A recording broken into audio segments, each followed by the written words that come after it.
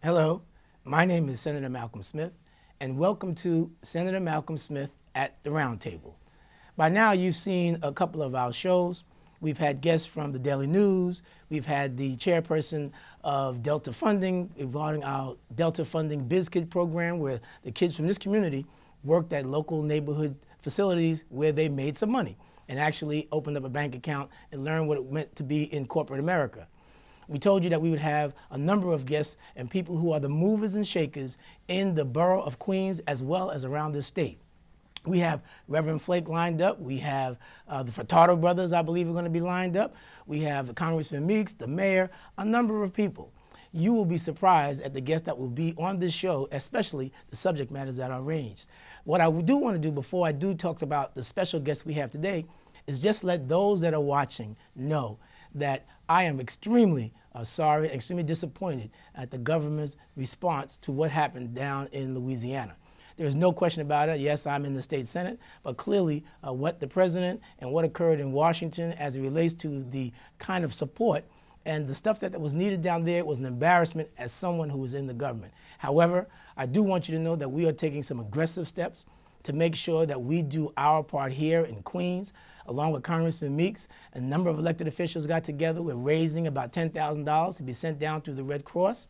We are also going to try to set up a program where we make sure that the largest investment that those individuals have, that they no longer have, is rebuilt, and that is their homes.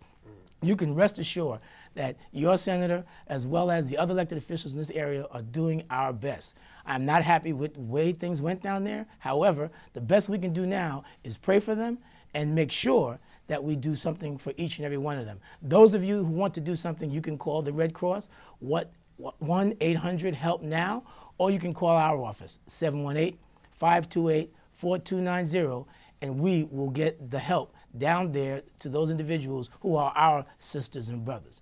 Now with that, I have a young man who is on the show today, and I am just honored that he has taken the time out of his busy schedule to be on this particular program. Young man, grown up in Queens. He is someone that we all know, someone that we all love. He is doing some fantastic things. I think he's setting the model for what entertainers should do around the country in terms of the neighborhoods that they grew up in.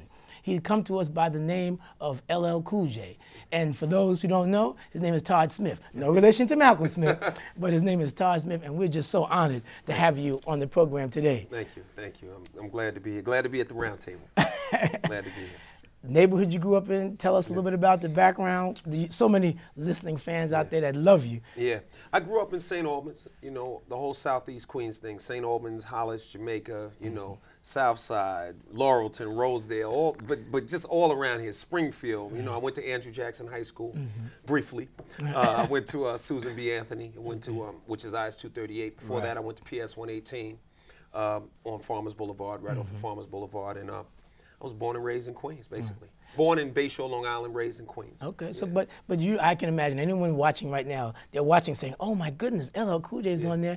You know the question they all want to ask: what is it like to be famous, to be a star? I mean, there's so many people that come to you and want stuff from you and do things with you. How do you handle it so humbly? I mean, you're like an everyday guy. You remind me of, you know, my brother or my sister. You're just the next guy on the corner. How do you do that? You know what? To he who much is given, much is required, and I've learned that. That everything that's going on in my life is truly a blessing, and I'm humbled by it, and I'm very thankful and very grateful to be in the position that I'm in. By no means do I take it for granted. I understand that God could end it all in a moment's notice, so I kind of treat it that way. I treat it very delicately. You know, the opportunity to be with gentlemen like yourself in the Senate, State Senate, with all the things you do. I mean, it puts me in a wonderful position to meet great people. And, you know, your fame and maybe your fortune can bring you to the round table, but it's your character that's going to keep you there. That's right. So Absolutely. I try to make it, you know, make sure that my character is intact. You know, because at the end of the day, the community and the people in the world at large, God, of course, have done so much for me that it's only right that I give back. It's very important to me.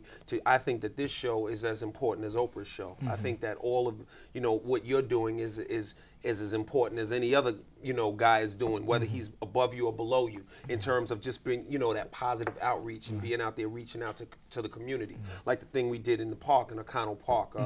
The state senator and I, for those of you who don't know, put together a whole jumping ball tournament out in O'Connell Park, and They had double dutch, they had basketball, the kids were playing, karate schools came out. JetBlue actually donated a lot of drinks. We had, you know, soda and juices. We had food out there.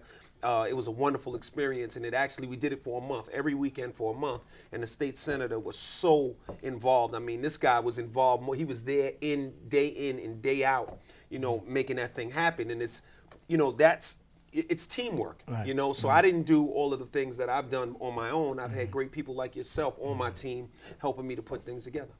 Well, I mean, I appreciate the acknowledgement, but that jumping ball contest was just something that, I mean, you had that vision. You know, you wanted to make it happen.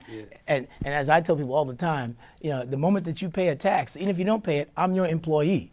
So it's not even a matter of me doing it with you. You know, that's my responsibility. I asked to be in this office. God blessed me with that opportunity. And so when somebody comes to me, I'm an employee. I've got to I work for you. Well, you did it well, man. And you served the community it was a great thing. But more importantly, what you did there is something that, you know, people don't see, you know, that often. I mean, the entertainers, they get famous, they move out, or they get busy. You know, every now and then you'll see them do a shout out to somebody they know in the neighborhood. But you're there. You was in that park too. You was in that park. People were touching you, walking up to you. I saw you sign. No exaggeration. It had to be almost 1,000 signatures on shirts, on pieces of paper. And you know, and most, they'll come to the park, if they even come, they'll stay in the car, or they won't even sign an autograph, one or two, but you stood there amongst your folks, amongst your people. And the response, I said, you may not be able to see it because you were in the middle of it, but they were around you like, there goes LL Cool J. I mean, and you talk to them like, we're just another brother from the neighborhood. So, I mean, you did that well, but how do we get other individuals like yourself to do that? I mean, that combination is so powerful. Yeah, it's a mindset. You know, you really have to acknowledge. I think it's very important that artists, entertainers, celebrities, politicians, businessmen, business people, that they acknowledge how important the community is. You know, I mean, the people are just that important to me. You know, those kids that were out in that park and those parents that were out in that park. They're important to me. They bless me.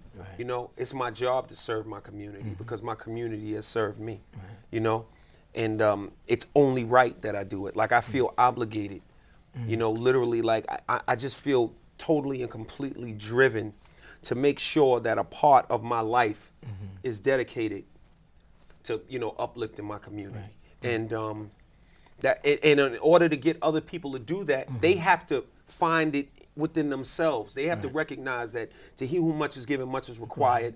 They have to recognize that God has blessed them and that the community has embraced them.